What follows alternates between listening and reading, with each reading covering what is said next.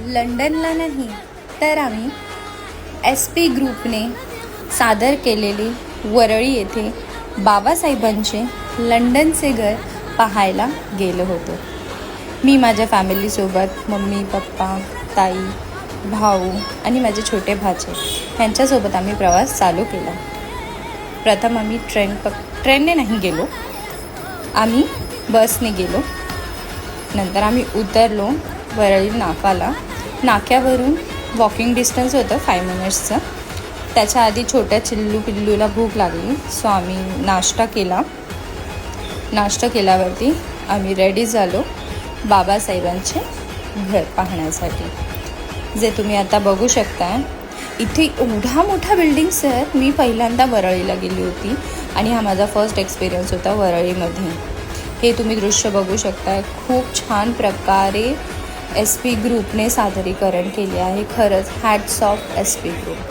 इथे अशी मोठी बिल्डिंग आहे ना, खरंच फील होतं की आपण लंडनला आलो आहोत. सर्वात प्रथम इथे तुम्हाला दिसेल बाबासाहेब. विंडोमध्ये बाबासाहेबांचं त्यांनी छान प्रकारे स्टॅच्यू केला आहे.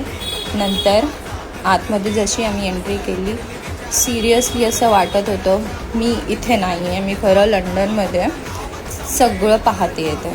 त्यांचे फोटोज, त्यांची लायब्ररी, जसे त्यांनी बुक्स ठेवलेले तसे सेम त्यांनी तिथे सादरीकरण केले आहे. बाबासाहेबांचे रिअल फोटोज जसं तुम्ही बघताय, जसं आहे तसं खरं SP ग्रुपने खूप छान प्रकारे सादरीकरण केले आहे.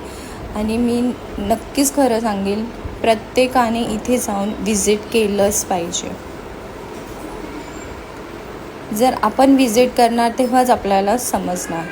लंडनला जाणं पॉसिबल नाही होतं, तर नक्कीच तुम्ही इथे जा आणि बघा वरळी येथे.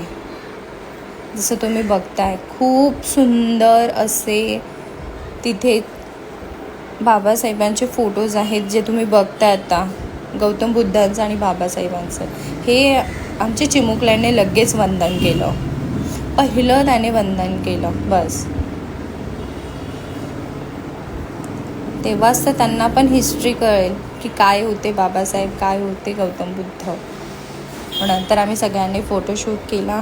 हे खूप छान एक्सपिरियन्स होता आमच्या सगळ्यांचा. साईड बाय त्यांनी खूप मोठा स्टॅच्यू उभा केलेला बाबासाहेबांचा, जसं तुम्ही पाहताय. खरंच खूप छान, खूप छान, खूप छान.